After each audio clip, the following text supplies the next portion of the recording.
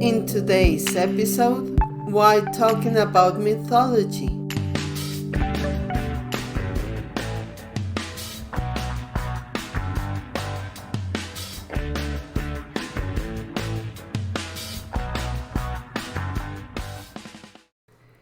Namaste, I'm Dhana, and today I wanted to tell you the best reason for you to know about mythology, and not only the Greek one, but also the mythology of your country, no matter where you listen to me from.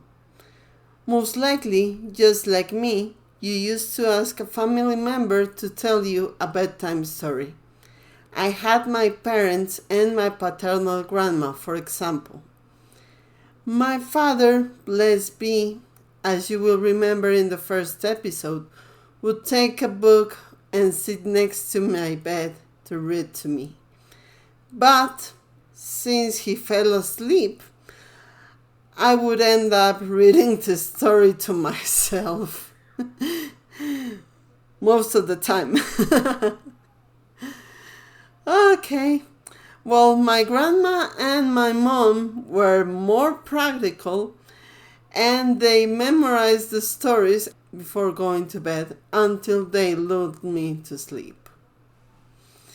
So these stories, like Little Red Riding Hood, Snow White, Rapunzel, Bluebird, and Cinderella, at the time they were told to us, not only formed the mental illusion that there were good people and bad people in the world, and that miracles and saviors were needed, and they would arrive at the precise moment when everything was lost in the horizon.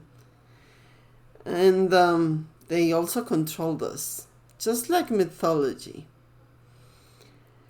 Well, as I said in the most recent video that I made for Enso Health and Beauty, available in Spanish, what would Greek mythology be without the strange creatures born from the gods' horny behavior?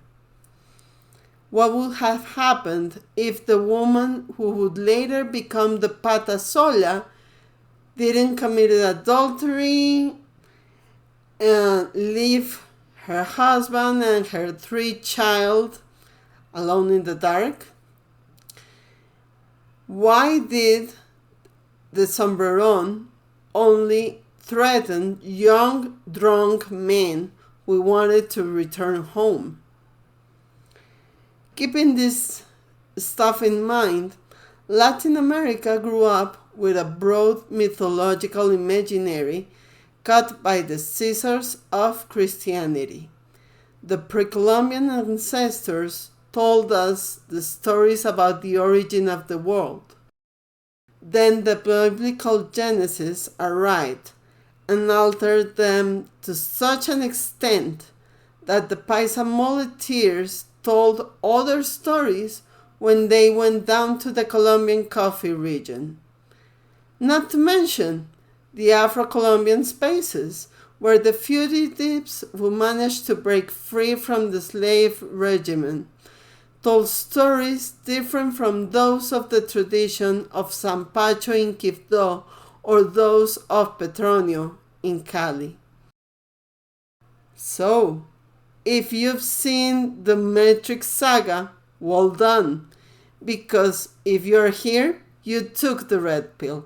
See you next time in Magic Cast. Thank you so much for listening, and we really hope that you have a blessed 2022.